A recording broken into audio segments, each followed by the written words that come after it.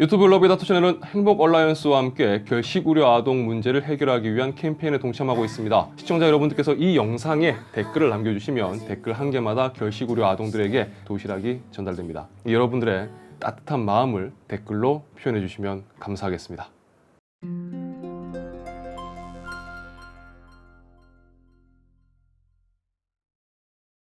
안녕하세요, 반갑습니다. 테크 흐름을 살펴보는 IT 뉴스.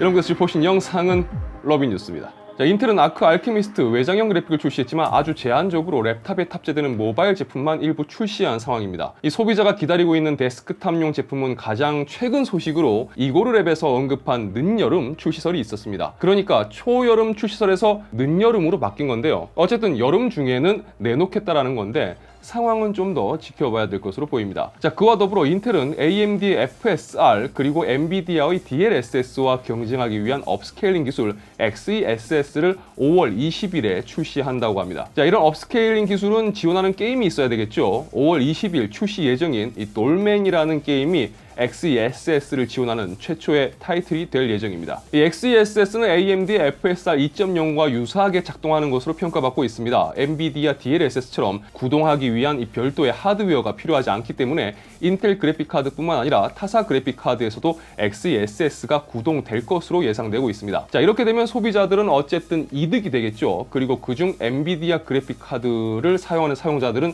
조금 더 이득이라고 볼 수가 있을 겁니다. 뭐 DLSS의 FSR 그리고 XeSS까지 선택지가 무려 3가지나 되기 때문이죠. 자, 어쨌든 인텔의 외장형 그래픽카드가 빨리 출시되기를 기다려봅니다. 이제 컴퓨텍스가 다가오기 때문인지 모르겠지만 올해 출시 예정인 차세대 제품들의 출시일 관련 루머들이 나오고 있습니다. 지난 뉴스에서는 AMD의 다음 세대 라이젠 7000이 9월 중에 출시될 것이라는 루머를 전해드렸었죠. 이번에는 엔비디아의 RTX 40 시리즈 출시 관련 루머입니다. 비디오카즈에 따르면 코파이트 7 키미가 트위터를 통해서 RTX 40 시리즈를 빠르면 3분기 초에 출시될 것으로 예상한다, 뭐 이렇게 밝힌 루머를 언급했는데요. 이 3분기 초라고 하면 7월에서 8월을 뜻하는데 이럴 경우 이전에 나왔던 9월 출시설 루머보다 더 빨라진 걸 뜻합니다. 물론 기존 9월이나 이번에 나온 3분기 초 이 출시설들이 모두 루머 기반이라는 걸 감안을 한다면 나올 수도 있지만 또 더 늦어질 수도 있을 겁니다. 자, 여튼 최근 루머의 흐름을 보면 AMD도 제품 출시를 서두르는 것 같고 엔비디아도 서두르고 있는 것 같습니다. 이 와중에 느긋하게 시간을 끌고 있는 인텔은 뭐 대체 무슨 생각인지 모르겠지만 여기서 한 가지 우리가 예상을 해볼 수 있는 건 만약 현재 나오는 루머처럼 출시가 예상보다 빨라질 경우 컴퓨텍스 및 늦어도 게임스컴에서 제품 공개 및 출시가 될 가능성이 높다는 거죠. 또 최근 반도체 수급이라든지 여러 상황을 봤을 때 페이퍼 런칭의 가능성도 높다고 볼 수가 있을 겁니다. 그러니까 초기에는 제품을 찾기가 어려울 수 있다는 거죠. 그리고 현재 암호화폐 상황이 올 하반기까지 큰 변화 없이, 아니면 큰 변화가 있으면 더 좋겠죠. 계속 빠개지는 쪽으로. 만약 그렇게 된다면 RTX 40은 채굴 쪽에서는 좀 더 훨씬 자유로울 것으로 예상을 해볼 수가 있을 겁니다. 자, 거기에 현재 RTX 30 그래픽 카드들의 시장 내 가격 하락, RTX 40으로 인해서 현재 RTX 30 재고들이 악성화될 가능성도 무시를 할 수는 없는 거겠죠. 자, 그렇게 된다면 RTX 30의 가격 폭락의 가능성도 예상을 해볼 수가 있을 겁니다. 뭐 어쨌든 소비자 입장에서는 RTX 40 시리즈 출시일이 조금이라도 빨라지는 게 뭐 좋을 수 있을 겁니다. 문제는 제품의 가격과 공급량에 있겠죠. 이 부분은 상황을 좀 더 지켜봐야 될 것으로 생각됩니다.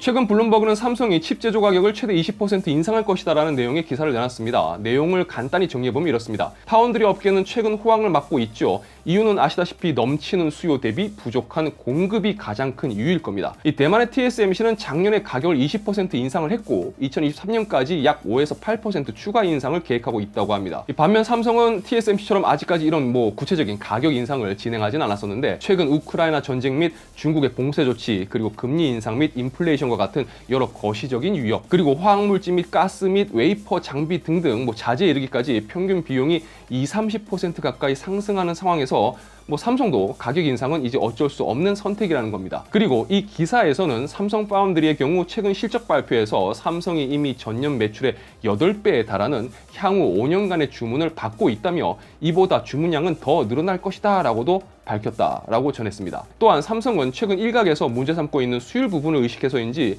시장에서의 우려가 과도하다며 4나노 노드의 수율을 개선하기 위한 궤도에 올랐고 이번 분기 안에 3나노 양산을 시작할 계획이다라고 삼성 측에서 또 이야기를 했다고 전했습니다. 뭐 삼성에서 이야기하는 내용이 사실이라면 좋겠지만 결과는 고객사의 움직임으로 확인할 수가 있겠죠. 또 한편으로는 칩 생산 단가가 올라가게 되면 제품 가격에도 영향을 미칠 수가 있기 때문에 이 부분은 좀 걱정되는 요소가 아닐 수 없을 겁니다. 자, 유튜브 러비라 채널에서는 IT 관련 정보와 리뷰, 언박싱 그리고 팁을 전해드리고 있습니다. 영상 유익하시다면 좋아요와 구독 그리고 알람 설정 부탁드리겠습니다. 시청해주셔서 진심으로 감사합니다. 지금까지 아토였습니다. 좋은 하루 되세요. 지난주에는 SK하이닉스의 사내 영상 제작에 제가 이제 패널로 참여를 했거든요. 그래서 그 촬영 때문에 서울에 다녀왔습니다. 그 후 밀린 일들을 좀 정리하느라 주말 휴일에는 여러분들을 찾아뵙지를 못했습니다. 죄송해요. 자, 이번 달에는 우리 구독자분들께 어떤 일들이 있었을지 함께 확인해 보도록 하겠습니다. 에코. 전 에코로 하겠습니다. 네, 에코님께서 6일 생일이셨다고 합니다. 2년간 사귀던 여자친구와 헤어지고 맞는 첫 생일이라고 하셨는데요. 예, 복학에 또 자취하면서 비대면 수업까지 사람을 못 만나서 외로운 하루가 될 것 같다라고 하셨습니다. 그래요. 여자친구와 헤어지고 일단 마음이 많이 좀 그러실 것 같습니다. 쓸쓸하고 또 뭐 외롭고 또 헤어진 지가 얼마 되시는지 모르겠지만 만약 얼마 안 되셨다면 생각도 많이 나시겠죠. 그런데 또 복학이라고 하셨으니까 일단 20대 초중반이시라고 생각이 되는데 그냥 제가 한 말씀 드리자면 살다 보면 지금 그 겪고 계신 그 느낌들이 나중에는 굉장히 익숙해지는 느낌 중 하나가 될 거라고 저는 생각합니다. 뭐 사실 이런 이야기가 지금 에코님한테는 공감이 안 되실 수도 있고 뭐 또 이 이야기가 크게 도움이 될까 싶지만 그래도 이런 느낌들에 너무 휘둘리지 마시고요. 뭐 이렇게 막 쓸쓸하다, 뭐 좀 외롭다, 혼자 있다 이런 거에 너무 이렇게 휘둘리지 마세요. 에코님이 해야 할 일 그리고 지금 에코님의 생활에 집중을 하셨으면 합니다. 위로라고 한다면 좀 그럴 수 있을지 모르겠는데 저는 뭐 혼자 생일 보낸 게 이제는 이제 몇 회째인지 기억도 안 나거든요. 혼자 보내는 생일이라도 뭔가 뜻깊은 시간 분명히 좀 보내셨을 거라고 생각합니다. 생일 축하드립니다. 그 너무 주변 상황에 휘둘리지 마세요. 네, 살다 보면 별거 아니에요. 자, 그리고 사계절님께서 7일 생일이셨다고 합니다. 그런데 지난달 25일에 입대를 하셨다고 해요. 공군으로 가셨다고 하는데 군대에 대해서 안 좋은 이야기를 너무 많이 들어서 가고 싶은 마음이 사라졌다고 하시는데 늦었지만 생일 정말로 축하드립니다. 아, 그리고 군대는요, 저는 이렇게 생각을 해요. 피할 수 없으면 즐겨라, 뭐 이런 이야기 있죠.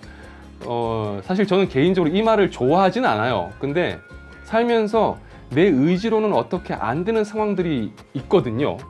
생각보다 그런 일들이 많이 벌어져요.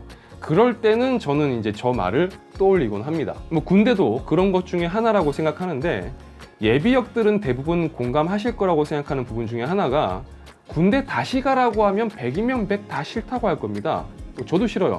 그런데 그 지랄맞은 군대도 전역을 하고 나면 정말 웃긴 건 예비역들 모여서 술 마시면요 꼭 나오는 이야기는 군대 이야기입니다. 그러니까 우리처럼 전역한 지 20년도 넘은 사람들이야 군대 이야기 나올 일이 거의 없지만 어떻게 보면 20대와 30대의 예비역들의 공감대는 아무래도 군대일 거예요. 이 지랄맞은 군대라고 이야기하는 것도 사실 다녀와 본 사람이니까 할 수 있는 거라고 생각합니다. 그러니까 이왕 간 거 그냥 즐기세요. 단 늘 말씀드리지만 절대 다치지 마시고 건강하게 다녀오세요. 누가 뭐래도 다치지 않고 건강하게 다녀오는 이게 가장 중요합니다. 늦었지만 생일 정말 축하드리고요. 훈련 잘 마치시고 자대 배치 잘 받으시길 응원하겠습니다. 화이팅! 그리고 안치용님께서 7일 생일이셨다고 합니다. 별다른 말씀이 없으셔가지고 늦었지만 생일 진심으로 축하드립니다. 축하합니다. 자, 그리고 닭돌기님께서 9일 생일이셨다고 하는데요. 이날 뭐 러시아와 우크라이나 휴전이라든지 뭐 종전 협상 날짜로 예정된 날이라고 하셨는데 안타깝지만 아직도 전쟁이 진행 중이죠. 그리고 2017년에는 닭돌기님 생일에 문재인 전 대통령이 뭐 당선되었다고 하셨는데 아무래도 생일에 뭔가 좀 특별한 일들이 있어서 좀 그런 것 같다라고 하셨어요. 뭐 듣고 보니까 뭐 그렇네요. 뭐 내 생일날에 뭔가 뭐 자꾸 어떤 그런 일들이 있으면 그렇게 느껴질 수밖에 없겠죠. 우리 닭둘기님의 특별한 생일 늦었지만 진심으로 축하드립니다. 과연 내년 5월 9일에는 무슨 일이 있을까요? 궁금해지네요. 날씨가 요즘 너무 좋은 것 같아요. 아직까지는 코로나의 위험은 남아있지만 그래도 그동안 이제 답답하게 지냈던 만큼 좀 좋은 날씨도 또 공기도 좀 이렇게 즐기면서 지내셨으면 합니다. 자, 오늘도 행복한 하루 되시고요. 구독자 여러분 사랑합니다.